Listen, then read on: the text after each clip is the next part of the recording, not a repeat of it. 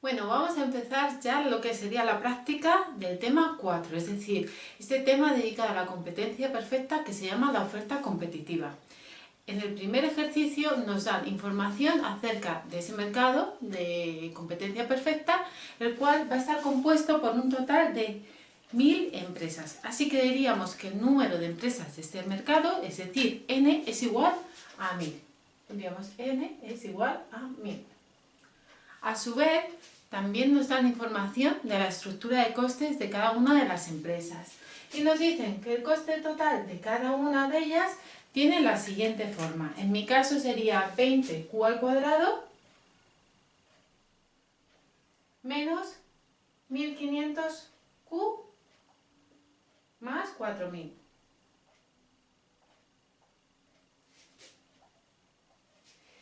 En el apartado A nos dicen que simplemente observando la función de coste total, que identifiquemos si esta empresa se encuentra en un contexto de corto plazo o de largo plazo. La respuesta sería de corto plazo. ¿Y por qué? Porque solo en el corto plazo existen costes fijos. Entonces, si tenemos una función de costes de este tipo, al menos de forma teórica, podríamos decir que nos encontramos en el corto plazo. Dado que en el largo plazo ambos factores productivos son variables, es decir, todo estará en función de la producción. Todo estaría interactuado por la Q en este caso. Así que esa sería la respuesta al primer apartado A, o la primera parte. Dentro de ese mismo apartado A nos preguntan cuál sería la función de oferta individual y además nos piden que la dejemos en función de cantidad versus precio, en lugar de precio en función de la cantidad. ¿Cómo se determina la función de oferta de una única empresa en un contexto de competencia perfecta? Es muy sencillo. Si recordáis, competencia perfecta, ese caso en el que los productores y demandantes son precio aceptantes, significaba que el precio venía dado.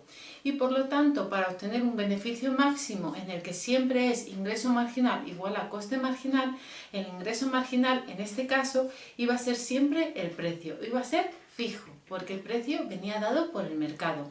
Así que esa estructura que va a determinar la función de oferta individual va a cumplir esta relación. Precio es igual a coste marginal.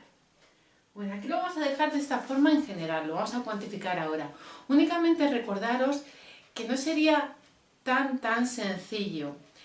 De hecho, si quisiéramos dibujarla de forma precisa, tendríamos que obtener primero lo que sería el punto de cierre, porque es a partir del punto de cierre donde realmente existe la función de oferta, es decir, ese punto que define el precio mínimo y la cantidad asociada a ese precio mínimo. Pero bueno, como no nos dicen que tenga que ser de forma exacta o no nos hace falta, no es una pregunta teórica o en la que se pregunte en concreto eso, vamos a hallar la función de oferta general, sin tener que recurrir a ese punto de cierre. Bueno, precio igual a coste marginal, tenemos aquí el coste total, así que lo que tendríamos que hacer es poner precio igual a ese coste marginal, que es la derivada del coste total, ¿respecto de qué variable? Respecto de la cantidad. Fijaros, este 2 pasa abajo multiplicando, así que 20 por 2 nos daría este 40. Q quedaría elevado a 2 menos 1 por la derivada, es decir, 1, Q, menos 150 que multiplica a Q, nos quedamos solo con el 150 y la derivada del coste fijo siempre es 0, porque no depende de la cantidad. Esta sería una forma de poner la función de oferta, pero nos piden en concreto que hagamos cantidad en función del precio.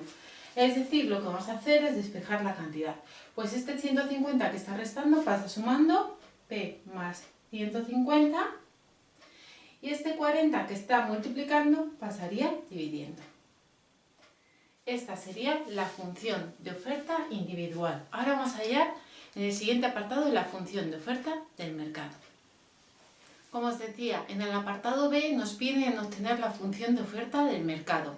En este caso es muy sencillo. Como es competencia perfecta, todas las empresas son idénticas. Es Es un hecho que suele acontecer en competencia perfecta. Todas las empresas son muy similares, si no idénticas, y son relativamente pequeñas.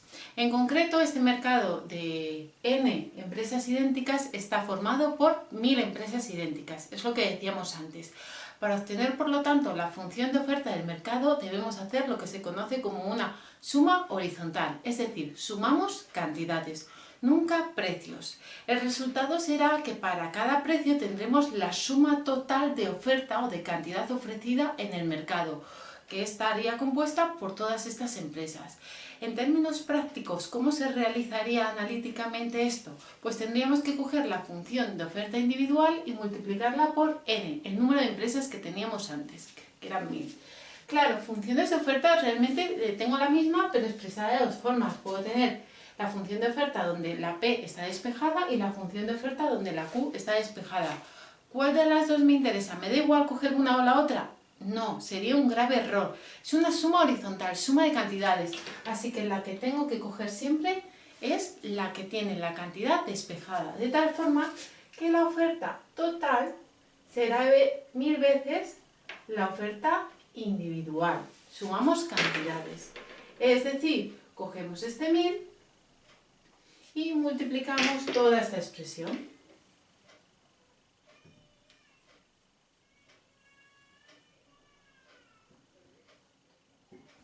Podemos operar un poco para simplificar.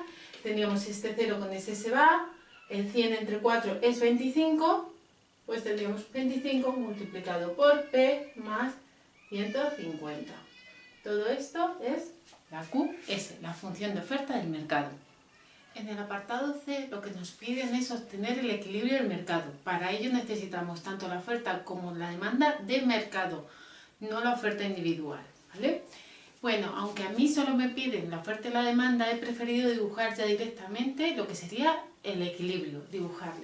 Para ello he dibujado la oferta y la demanda. Aquí teníamos la demanda, recordad que a mí me gusta expresarla de las dos formas, despejada la Q o la demanda inversa, es decir, despejado el precio. De tal forma que si sustituyo P igual a 0, obtengo la cantidad que está en el eje de las X, en este caso la cantidad. Sería 15.000, de aquí este valor extremo. Y cuando la cantidad es 0, obtengo el precio. Cuando la cantidad es 0, recordad, estoy aquí, ni a la derecha ni a la izquierda, me muevo arriba y abajo y el precio sería, pues este es 750, si lo he calculado bien. Haré lo mismo con el caso de la oferta, pero recordad que la oferta, como tiene pendiente positiva, es muy probable que uno de los valores me salga en el eje negativo, ese no existiría.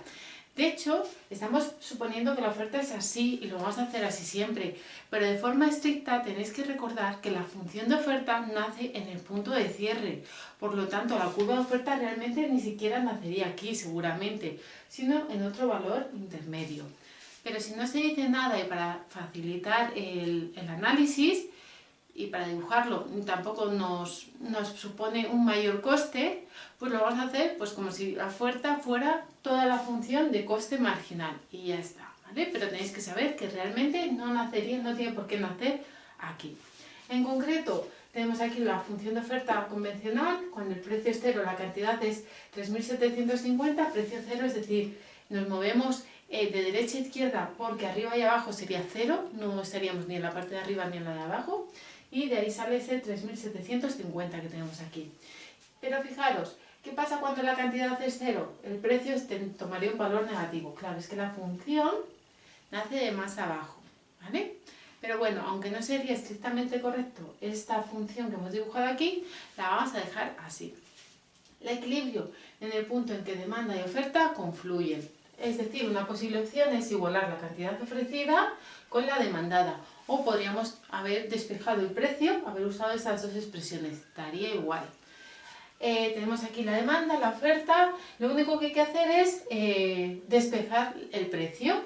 Vamos, por ejemplo, este 3.750 pasa restando, este menos 20p pasa sumando y de aquí obtendríamos el precio que sería 250. Así que iríamos aquí y pondríamos ese 250, ¿veis? Da igual que la oferta a lo mejor nazca un poco más arriba, no nos afecta a la hora de calcular justo el equilibrio. Tendríamos aquí ese precio de 250.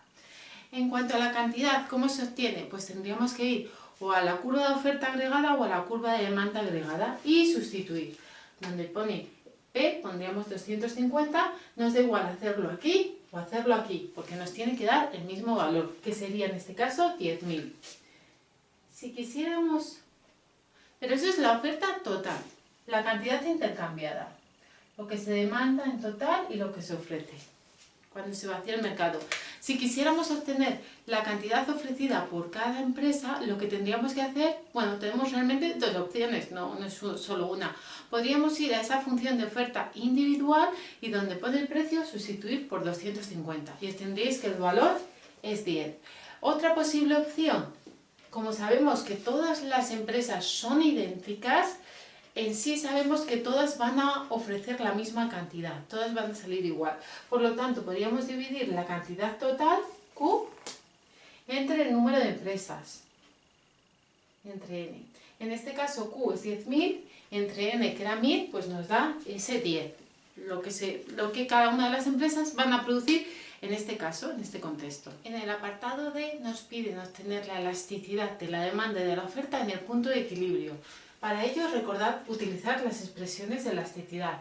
Respecto a la demanda sería la derivada de la función de demanda respecto al precio por el punto en el que hay que evaluarlo, que en este caso es el precio de equilibrio y la cantidad de equilibrio. La derivada respecto del precio, derivada de la demanda respecto al precio sería este menos 20, de ahí el menos 20. El punto de equilibrio, precio era 250 y cantidad era 10.000. Esto nos da menos 0,5.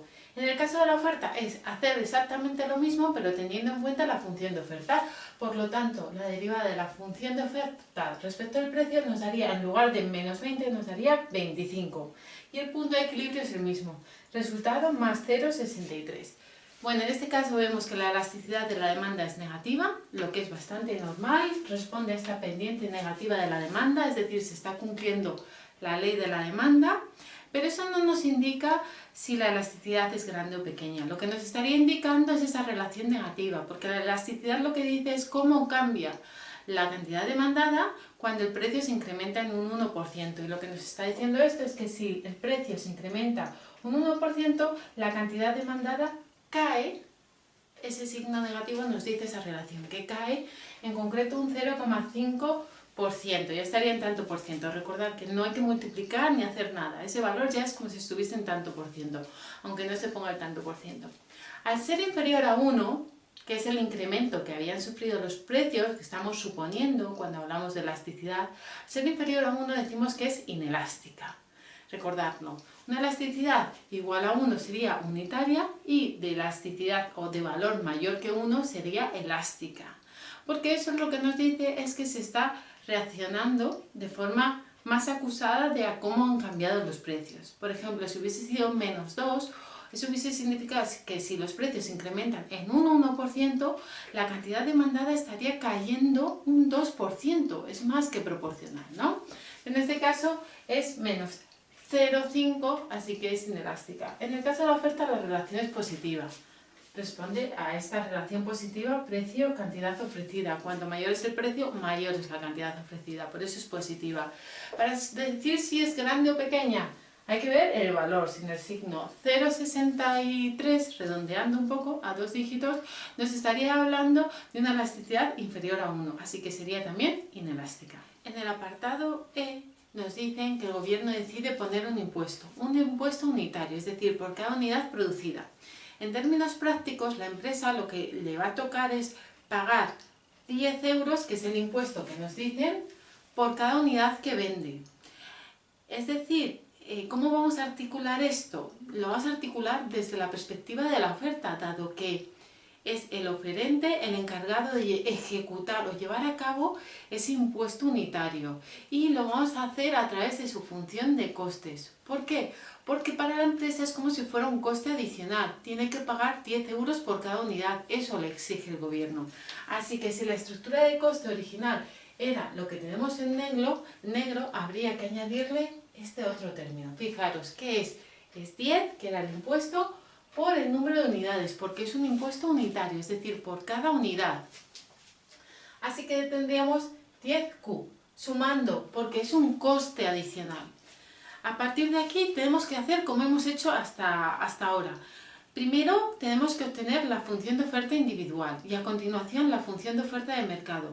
Y así podremos llegar a dibujar la nueva función de oferta y obtener el nuevo precio y cantidad de equilibrio. A continuación lo que haremos es calcular la pérdida de eficiencia y por último veremos cómo los consumidores llegan a asumir parte o la totalidad del impuesto. ¿Por qué? Porque aunque esto lo decida el gobierno, en el fondo las empresas también pueden decidir asumir parte del impuesto, es decir, no hacer que automáticamente los precios se incrementen 10 unidades, sino que el incremento sea menor. ¿Y por qué va a querer hacer esto la empresa? Porque a lo mejor no quiere perder tanta cantidad demandada. Recordad que a mayor precio la cantidad demandada es menor. Entonces vamos a observar que en muchas ocasiones la empresa va a decidir asumir parte del impuesto y hacerlo como si fuera una pérdida. No una pérdida, sino un coste que totalmente interioriza, el porcentaje que decide interiorizar. Bueno, por lo tanto, ¿cómo procederíamos? Tendríamos la función de coste, operamos para tenerla ahora ya de forma simplificada la nueva estructura de costes, ver que aquí en lugar de 150 está este 140 y calculamos el coste marginal. Competencia perfecta, precio igual a coste marginal. Eso determina mi oferta de forma general. Estrictamente deberíamos obtener o cuantificar también el punto de cierre. Pero bueno, más allá de eso, precio igual a coste marginal. Despejamos la cantidad porque queremos obtener la función de oferta del mercado. Es decir, tendremos que sumar cantidades. Así que nos conviene tener la función de oferta en términos de cantidad en función del precio. Después de despejar, bueno, este es 140 que está aquí restando, pero nada, que lo he puesto aquí mal. Pasaría sumando, ahora sí. Intentar ir despacio porque es muy normal con tantos cálculos que nos equivoquemos en algún paso, ¿vale? Como yo había hecho aquí. Así que este 140 pasaría sumando y este 40 que está multiplicando pasaría dividiendo. Para obtener la del mercado, pues recordar que eran 1000 empresas individuales, así que lo que tenemos que hacer es multiplicar por 1000 esta expresión y aquí que tengamos esta función. A la hora ya sí de obtener la función de oferta, la nueva función de oferta, pues podemos hacer como siempre. Cuando el precio es 0, obtendremos la cantidad. Si el precio es 0, la cantidad sería ese 140 multiplicado, esto lo tenemos bien, 1000 entre 40 es 25, que nos daría este 3500. En cuanto al valor del precio cuando la cantidad es 0, bueno, nos saldría negativo, estaría por ahí abajo, pero con dibujar ese ya me sirve, ¿vale? Ya es una orientación. La pendiente es positiva y en sí la pendiente no habría cambiado. Por lo tanto, la diferencia, aunque aquí no sale muy bien, la diferencia de la función de oferta original y la nueva, que es esta que he hecho con rayas, es el impuesto. Es la única diferencia. Así que la distancia en toda ella, aunque no lo he dibujado muy bien, aquí lo he hecho un poco más grande para verlo un poquito mejor, la distancia en vertical es el impuesto, ¿vale? Sería en vertical, no en horizontal, ¿vale? En sí lo que estaría pasando es que de forma sistemática el coste marginal se ha incrementado en 10 unidades. ¿Vale? Por eso digo, sería un incremento en vertical. Ahora el siguiente paso será obtener este punto que será el nuevo punto de equilibrio. Bueno, ya tendríamos entonces dibujada la función de oferta, como os decía, la única diferencia con respecto a la original va a ser esa diferencia que está elevada en 10 unidades más. Pero lo que tenemos que hacer ahora es obtener el punto de equilibrio. ¿Qué hacemos? Función de demanda igual a función de oferta. La demanda no ha cambiado, así que cogemos la original. Y la oferta tendremos que coger esa función de oferta nueva del mercado, ¿vale? Aquí ya la tenéis más simplificada. Y aquí lo que tenemos que hacer es despejar el precio para obtener su valor. Pues este 3500 que está sumando pasaría restando, por ejemplo. Y eso nos daría, si no me equivoco, unos 11.500 euros a unidades monetarias. Este 20 que está restando pasa sumando, así que sería 45p. Para obtener el p es despejar esa p, así que eso serían esos 11.500 entre 45. Y eso es lo que nos tiene que dar este valor, que es 255,56. Como os decía, vamos a aproximar siempre 2 decimales. En el caso del precio tiene más sentido que en el caso de la cantidad, pero bueno, para no confundirnos siempre lo haremos así. Para obtener la cantidad, lo único que tenemos que hacer es o ir a la función de demanda o ir a la función de oferta y sustituir P. Este valor, una vez que sustituimos P, será la cantidad de equilibrio. Como os decía, se puede hacer con la demanda o me puedo quedar con la oferta y sustituir aquí. Si lo hacemos, os tiene que dar 9.888,89 y lo dibujamos. ¿Qué es la pérdida de eficiencia? Fijaros, este caso es más complejo que el anterior. Tenemos un precio de mercado, que es este 255,56. Pero ese es el precio que pagan los ciudadanos.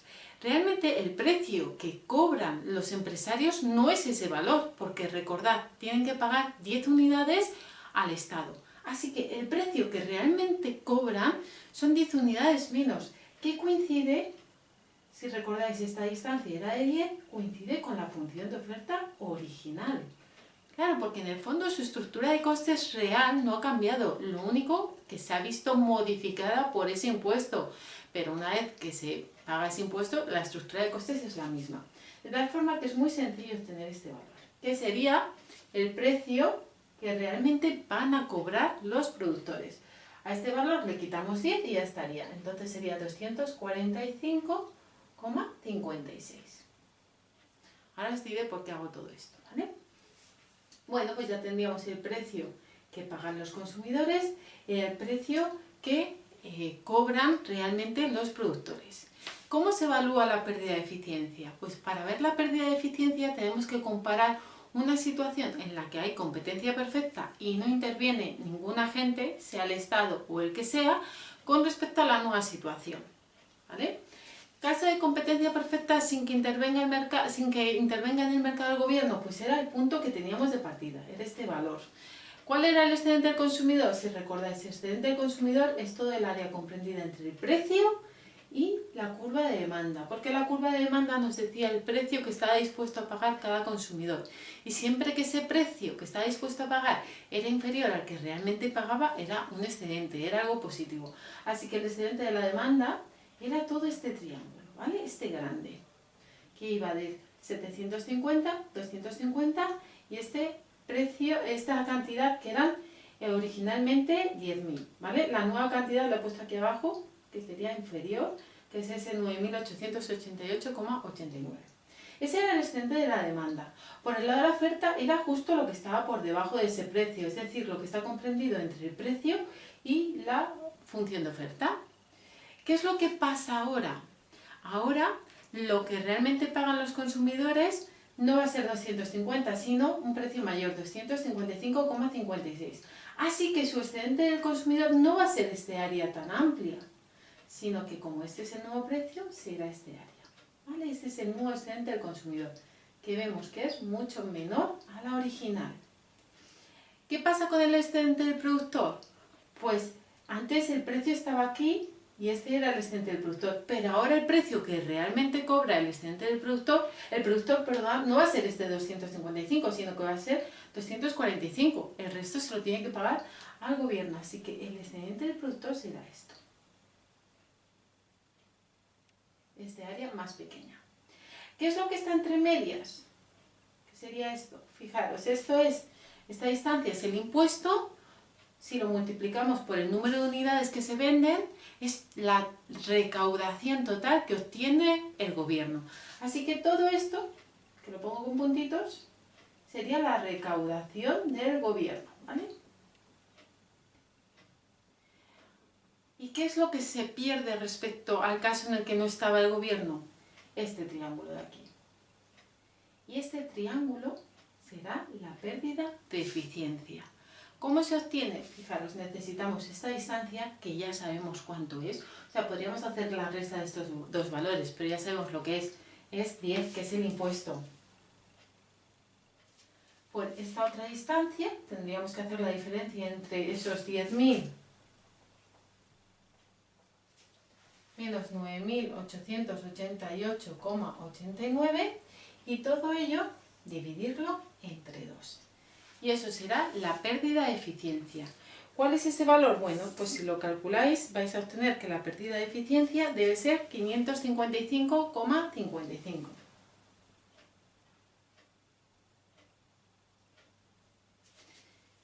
¿Y por qué es una pérdida? Porque respecto de un caso en el que no existía esa intervención por parte del gobierno, eso se lo quedaba o el consumidor o el productor. Y ahora no se lo queda a nadie, se pierde, es una pérdida de eficiencia. Bueno, para terminar el ejercicio F, que era, o el apartado F donde nos pedían la pérdida de eficiencia, también teníamos que calcular cuánto soporta de este impuesto cada agente económico, cuánto soporta el consumidor y cuánto soporta el productor.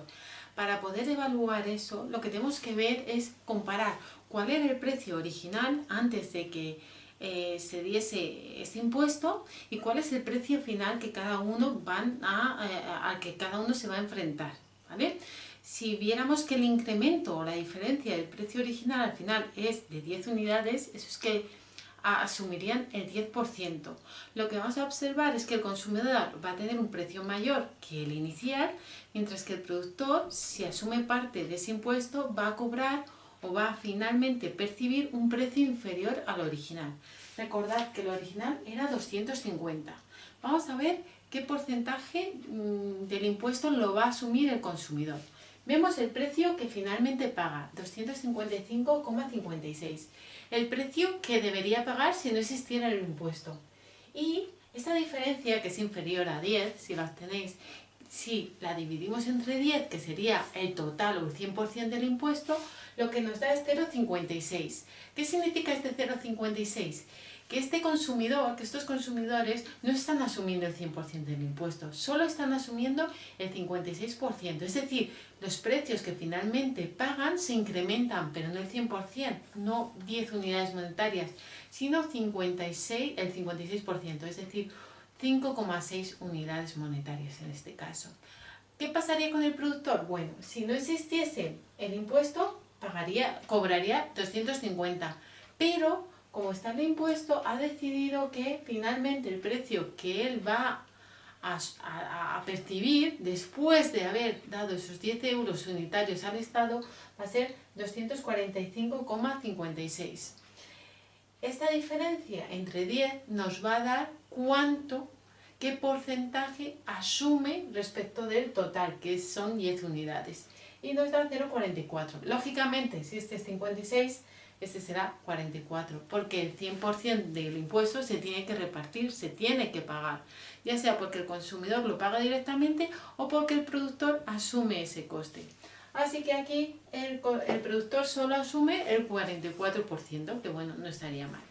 ¿De qué depende esto? Si nos hicieran una pregunta sin tener que calcular nada de esto, ¿cómo podríamos saber cuál es el que va a asumir un mayor porcentaje? Pues está muy vinculado con la elasticidad. El agente económico que tenga una elasticidad menor será aquel que asumirá un porcentaje mayor del impuesto. Imaginaros que la función de demanda, en lugar de tener esta forma, vamos a suponer un agente que sea totalmente inelástico en el lado de la demanda. Tendríamos precio por aquí, cantidad, y tenemos esta demanda, QD o demanda. Supongamos que aquí había una oferta original y ahora la oferta, porque se ha producido un impuesto, el gobierno ha intervenido, hace que la oferta para cada cantidad el precio como que sea mayor. QS. Recordad que esta distancia siempre es el impuesto, ¿vale? Sería esta T. Este era el precio original. El precio final que asume el consumidor, fijaros, es la misma distancia, así que el precio que paga el consumidor coincide con el precio original más 10, es decir, este consumidor estaría asumiendo el 100% del impuesto. ¿El productor cuánto cobraría? No cobraría esto porque este es el precio que le pone al consumidor, pero luego tiene que descontar 10 que se lo lleva el gobierno. Así que este sería el precio que estaría cobrando. Realmente es el mismo que teníamos de partida, así que el productor ahí no estaría viendo reducido el importe unitario que percibe por cada unidad. Todo el impuesto lo estaría asumiendo el consumidor. En el apartado G nos preguntan si nos encontramos en una situación de equilibrio de largo plazo. A priori no tendríamos por qué estarlo. ¿Por qué? Porque como ya hemos visto, estamos en un contexto de corto plazo. Sí que es verdad que se podría dar el caso de que justo ese punto de equilibrio de corto plazo coincida con el de largo plazo. Para comprobarlo, únicamente lo que tenéis que hacer es obtener el beneficio de cada empresa y comprobar si su valor es cero o no. Cuando el valor sea cero, eso significará que el coste medio y el coste marginal coinciden con el precio y por lo tanto será una situación de equilibrio de largo plazo. En este caso ya os adelanto que no es un equilibrio de largo plazo y como el siguiente paso es obtener la situación de largo plazo es lo que vamos a hacer. En vuestra práctica, prácticamente seguro, no va a ser un equilibrio de largo plazo, así que os tocará hacer justo lo que voy a hacer yo ahora, que es obtener esos valores que están asociados a lo que sería una situación de equilibrio de largo plazo. En concreto vamos a intentar seguir este orden. Primero obtendremos la producción que realiza cada empresa en el largo plazo, porque ya hemos visto el valor que tiene en el corto plazo, pero la siguiente parte es obtenerlo para ese largo plazo. La cantidad producida por cada empresa, el precio de mercado de equilibrio de largo plazo, la cantidad total intercambiada en el mercado y el número de empresas. ¿Vale? Recordaros, competencia perfecta, condición de largo plazo. Es cuando el beneficio es cero, porque si el beneficio es positivo entrarán nuevas empresas.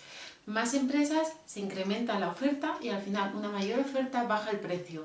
Y poco a poco ese beneficio positivo va siendo cada vez menor hasta que es cero. Si por el contrario partimos de una situación en la que en el corto plazo existen pérdidas, lo que va a pasar es que las empresas van a empezar a salirse del mercado. A medida que hay menos empresas en el mercado, la oferta también es menor y cuanto menor es la oferta, mayor es el precio. Así que esas pérdidas individuales de cada empresa se irían reduciendo hasta que finalmente el beneficio sería cero. Ese sería como el mecanismo de ajuste hacia lo que es el largo plazo. Condición clave de largo plazo, beneficio cero. Bueno, si recordáis, la condición de corto plazo es que el precio debe ser igual a coste marginal. Eso va a seguir dándose, ¿no? Es la condición en la que se estima el beneficio en un contexto de competencia perfecta. Precio igual a coste marginal. Pero en el largo plazo ese precio es igual al coste medio. Y si recordáis, siempre que el precio sea igual al coste medio, el beneficio es cero. Así que finalmente tenemos que el precio debe ser igual al coste marginal igual a coste medio. Si atendemos a esta estructura de costes, además, que es bastante compleja, nos hablará de una estructura de costes donde el coste marginal y el coste medio no es constante. Como veis, si hiciéramos la derivada de eso, la pendiente no sería constante y además esa pendiente o ese coste marginal tendría a su vez una cierta curvatura. En concreto podríamos decir que será algo parecido, aunque no exactamente esto, pero bueno, ese sería como el caso más general, ¿no? Donde tenemos una función de coste marginal creciente, coste medio creciente en una parte y en la otra parte es decreciente, ¿vale? Como os digo, ese sería el caso más general.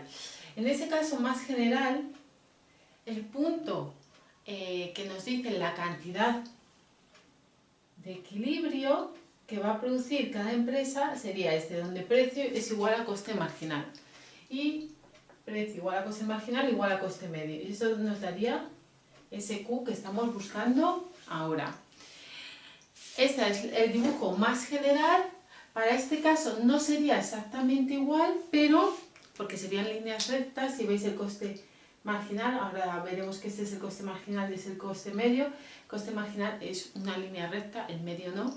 Pero bueno, aunque en cualquier caso siempre va a suceder que la condición de equilibrio es cuando el coste medio y el coste marginal coinciden.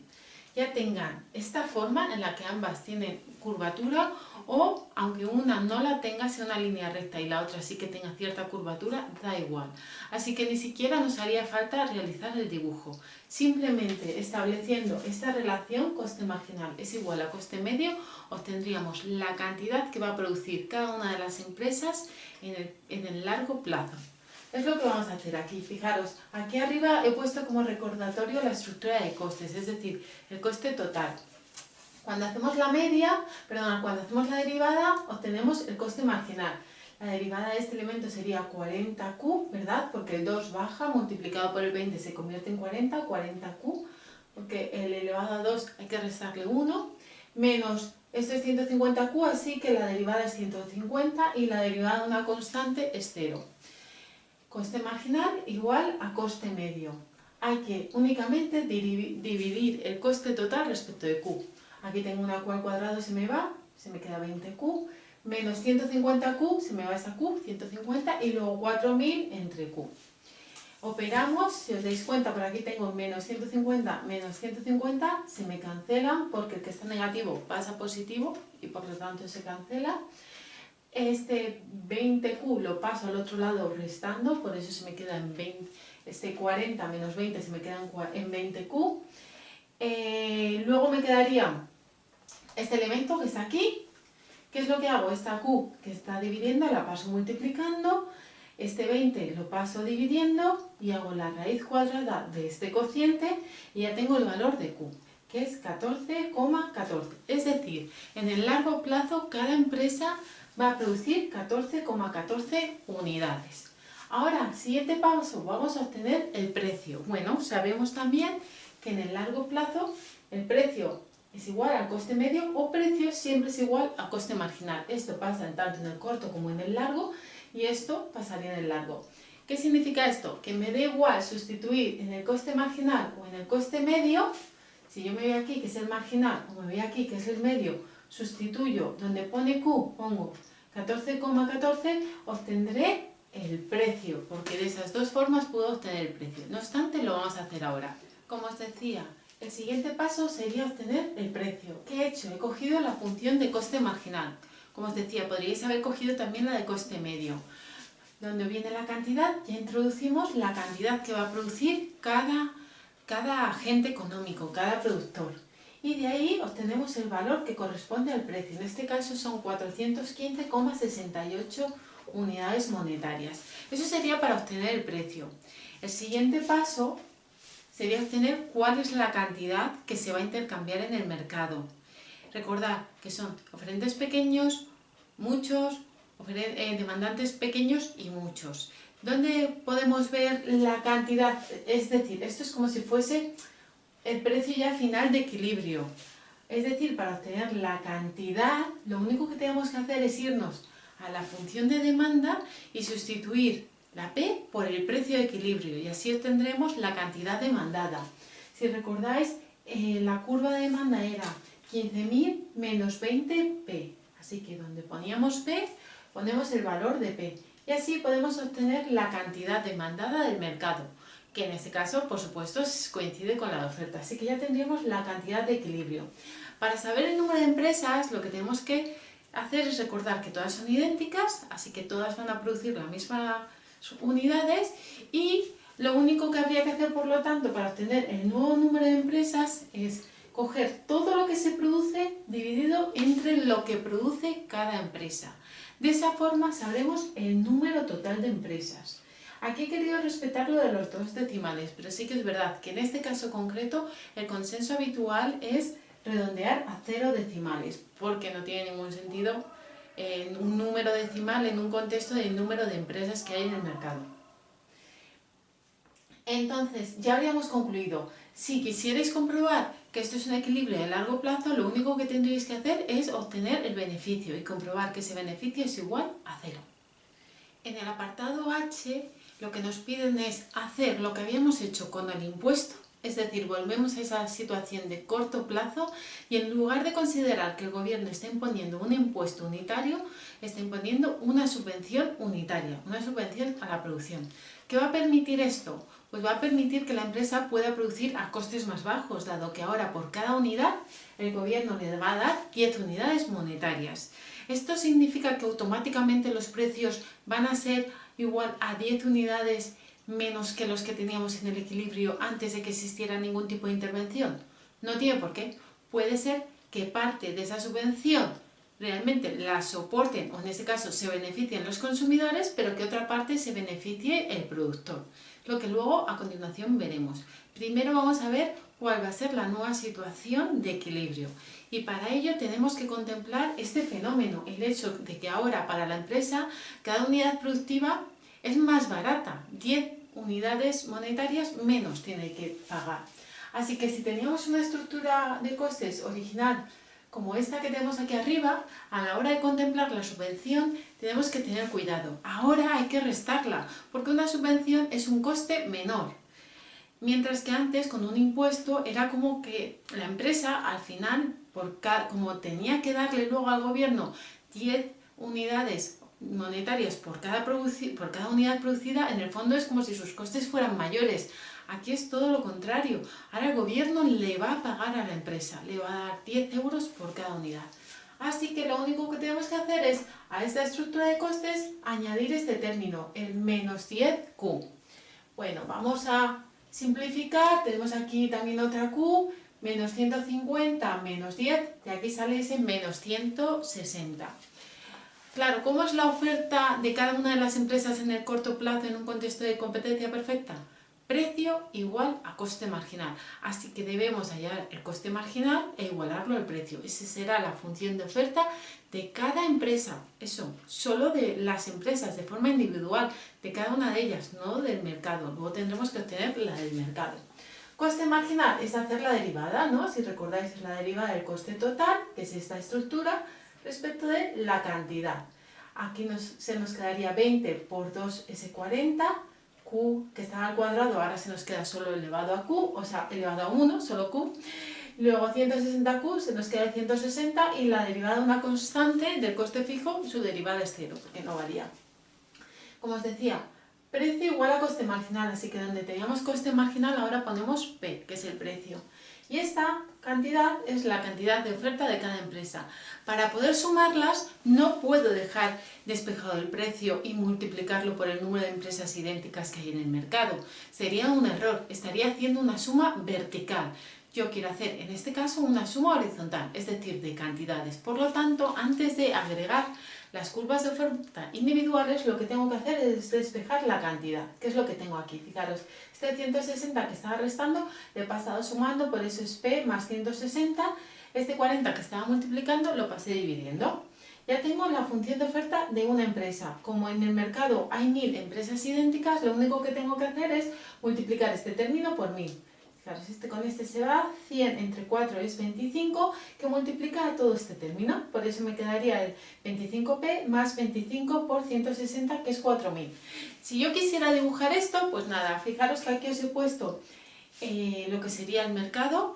Las líneas negras era la situación de partida, bueno, recordar precio, cantidad, la oferta. No recuerdo ahora mismo este valor, creo que era como 3.500 o algo así.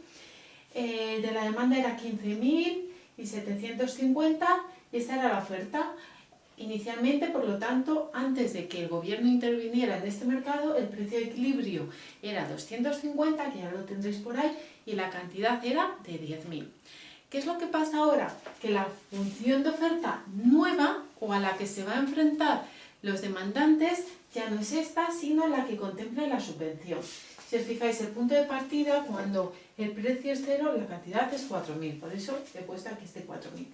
Luego, si pusiera, ¿qué valor tiene el precio cuando la cantidad es 0? Bueno, me saldría un valor de precio negativo, pero como no existe esa parte, pues ni la contemplo y simplemente pongo la línea recta que sé que va a ser paralela a la anterior. Con este simbolito significa que son paralelas.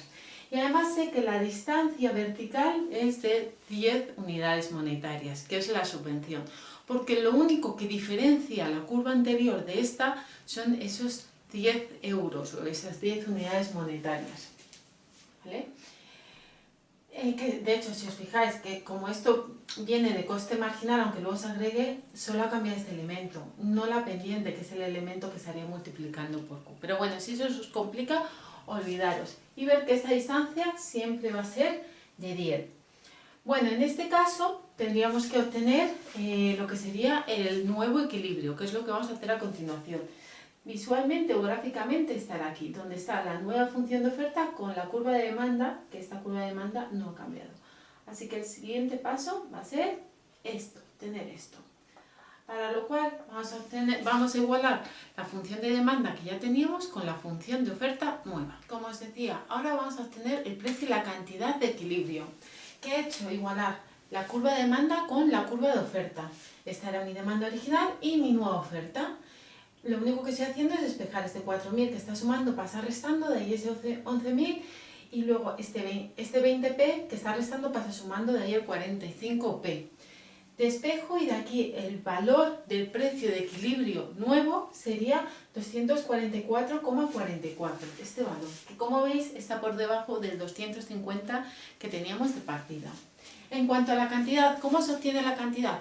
Pues bien, me voy o a la función de demanda o a la función de oferta, porque en el equilibrio la cantidad ofrecida y la cantidad demandada coinciden. De hecho, es justo lo que hemos forzado. Yo me he ido a la demanda, por ejemplo, 15.000 menos 20p, así que este valor de aquí es el precio. ¿Qué cantidad me ha dado? 11.111,2, que es el valor que he puesto aquí. ¿Cuál será el siguiente paso? Vamos a obtener lo que sería la pérdida de eficiencia, porque siempre que existe una intervención por parte del gobierno o una circunstancia que no es la competencia perfecta, como podría ser el oligopolio o el monopolio, en esos casos siempre va a haber pérdida de eficiencia. Para obtener la pérdida de eficiencia vamos a ver primero cómo sería visualmente esa pérdida de eficiencia.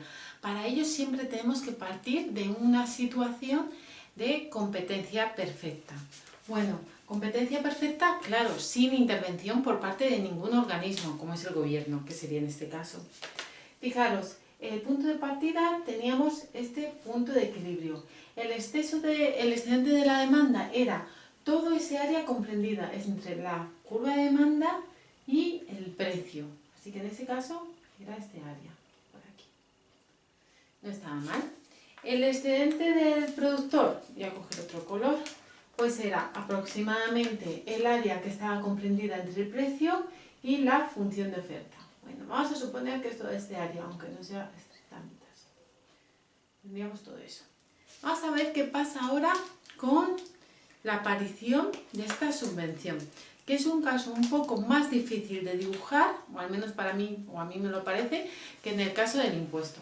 Porque fijaros, con la subvención, primero como siempre hay que ver cuál sería el precio que van a asumir los consumidores y cuál es el precio que asume realmente el productor. Los consumidores, estaríamos aquí, sería este valor que hemos hallado.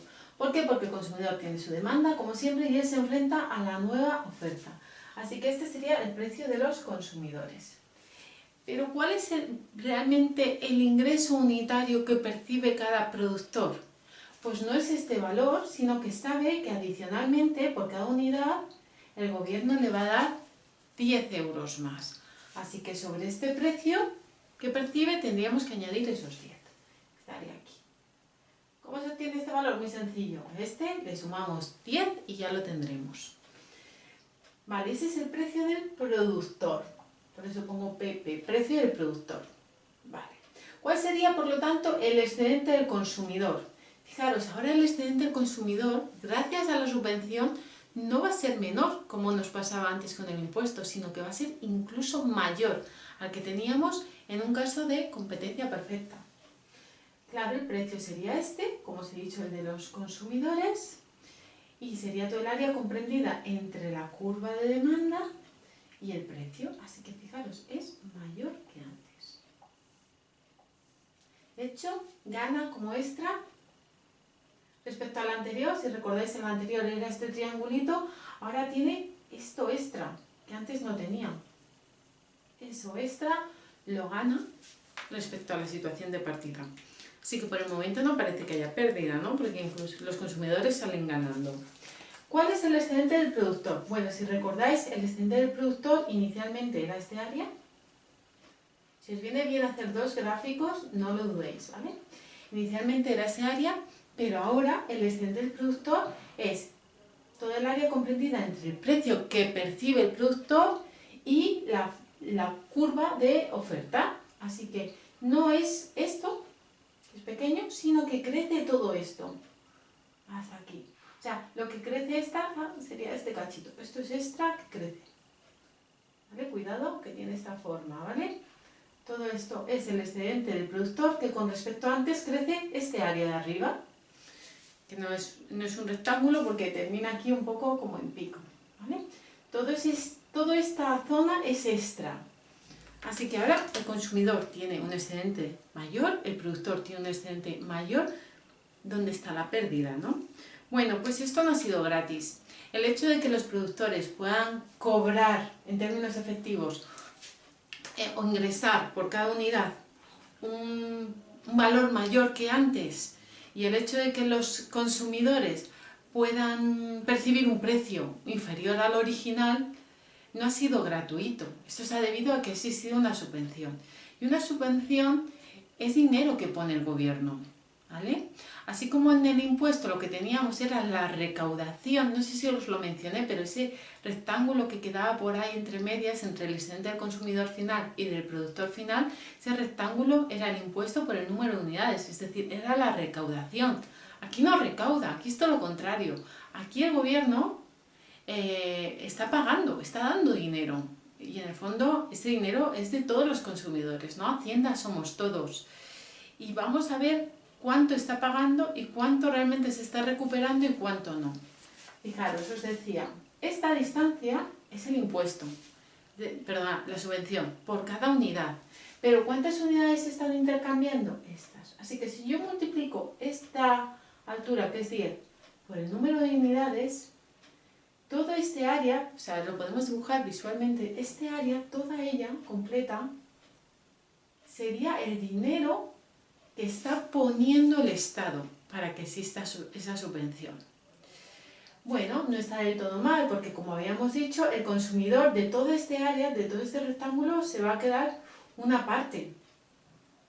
Esta queda así con una forma un poco rara.